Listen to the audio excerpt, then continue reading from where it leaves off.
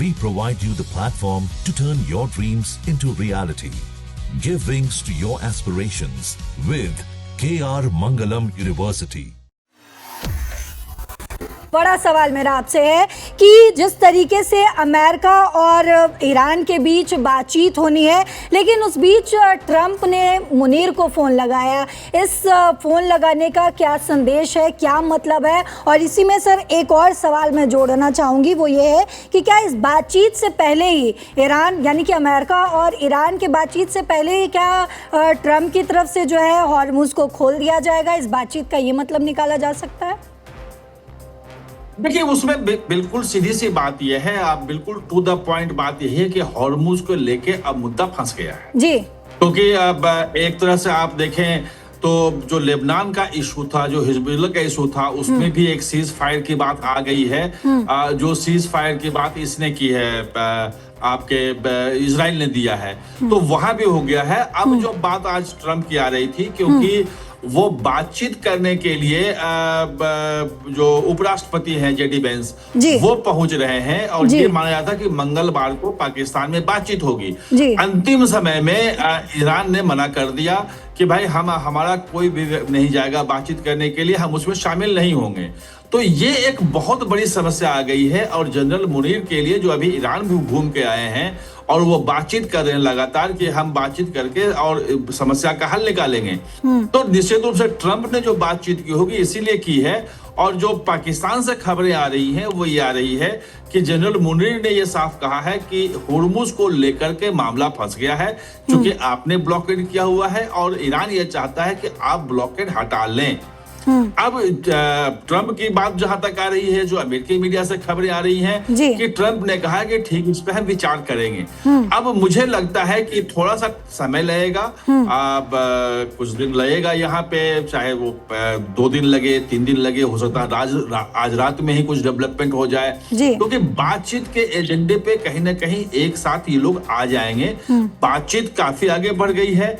एक चीज लेकिन ये देखिए ना, शहबाज शरीफ को सर ये देखिए ना, शहबाज शरीफ को फोन ना करके मुनीर को ट्रंप की तरफ से फोन किया जाता, तो इसका क्या मतलब निकाला जाए? हालांकि पाकिस्तान जो है पूरी मध्यस्थता कराने की कोशिश कर रहा है, पाकिस्तान जो है वो 2 बिल्लियों के लड़ाई में जो है राजा बनने की हालांकि कोशिश पूरी जो है वो कर रहा है, लेकिन इसका क्या मतलब निकाला जाए कि मुनीर को फ़ोन जा रहा है, शहबाज शरीफ को फ़ोन नहीं जा रहा है? तो क्या इससे ये संदेश देने की ट्रंप कोशिश कर रहे हैं, या फिर पाकिस्तान ही जो है ये संदेश दे रहा है कि मुनीर जो है वो ज़्यादा पावरफुल है शहबाज के कंपैरिजन में?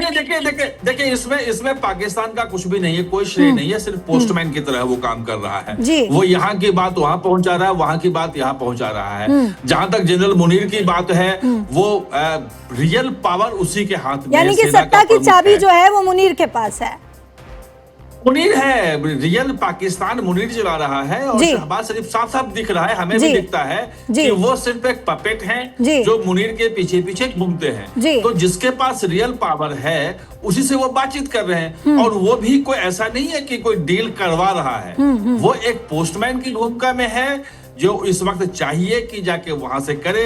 तो ईरान की जो बात होती है वो अमेरिका तक पहुंचाता है, अमेरिका की जो बात होती है वो यहाँ तक पहुंचाता है, चाहे वो यानी कि पोस्टमैन का काम कर रहा है। लगातार पाकिस्तान जो है वो पोस्टमैन बना हुआ है, ट्रंप का कठपुतली बन के काम कर रहा है पाकिस्तान।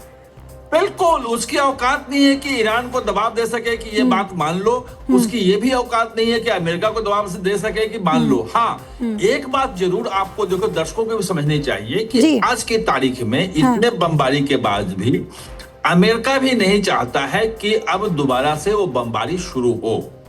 ईरान का इतना तबाही हो गया, इतनी तबाही हो गई है कि वो भी अब आगे लड़ाई नहीं चाहता है। लेकिन जो शर्तें हैं वो अपने अपनी शर्तों पे पीछे हटना चाहते हैं।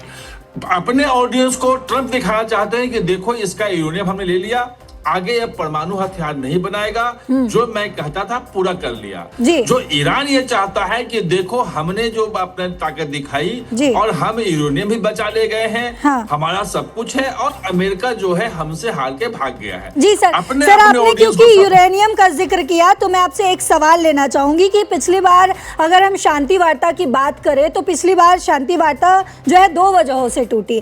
पहली वजह ईरान परमाणु कार्यक्रम छोड़ दे और हॉर्मुज पर नियंत्रण।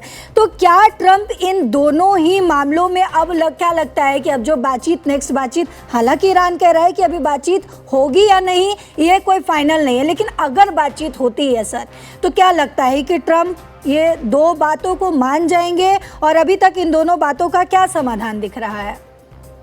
नहीं, देखिए ऐसा है कि पिछली बार जो बातचीत टूटी थी वो ईरान का कहना है कि यूरेनियम पे हमारी बातचीत नहीं, हम करते रहेंगे। हॉर्मुज की बात थी कि भाई हॉर्मुज जो है वो खुल जाएगा, ये ईरान ने भी कहा था कि अब सबके लिए खुला हुआ है, और अमेरिका ने भी कहा था, लेकिन अमेरिका कहा था कि हमारा ब्लॉकेड हम देखेंगे कि हॉर्मुज में कैसे चल रहा है, अगर सब कुछ ठीक चला तो ठीक है। लेकिन जो अंदर की बात आई थी निकल के, वो निकल के आई थी कि चूंकि लेबनान पे, हिजबुल्लाह पे इजराइल हमले कर रहा है और ईरान का साफ कहना था कि अगर आप एक हमले बंद करते हो तो हिजबुल्लाह पे भी बंद होना चाहिए, हर तरफ से भी सीज फायर होनी चाहिए, तभी होगा। तो उसके बाद फिर इजराइल मनाया गया और वहां पे एक सीज फायर वहां पे हो गया, वहां भी। अब बात यह है कि जो अंतिम समझौता होगा तब भी ईरान यही कहता रहेगा कि हमारी जीत हुई है और हमने अमेरिका की बात नहीं मानी है, हमारा यूरेनियम कार्यक्रम जारी रहेगा, सब कुछ रहेगा।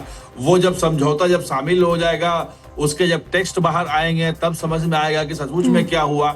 लेकिन अंतिम समय तक जब तक नहीं हो जाता है, दोनों पक्ष अपने अपनी बात पे अड़े रहेंगे। कहीं ना कहीं 20 का रास्ता निकलेगा।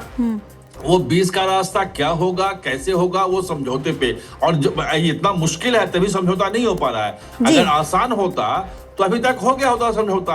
अब बात वो है कि ये अंतर समझिए आप, दर्शकों को समझना चाहिए कि रिजीम चेंज वाली बातचीत जो है वो खत्म हो गई है। अमेरिका अब उस पर बात नहीं कर रहा है कि ईरान को छोड़ देंगे।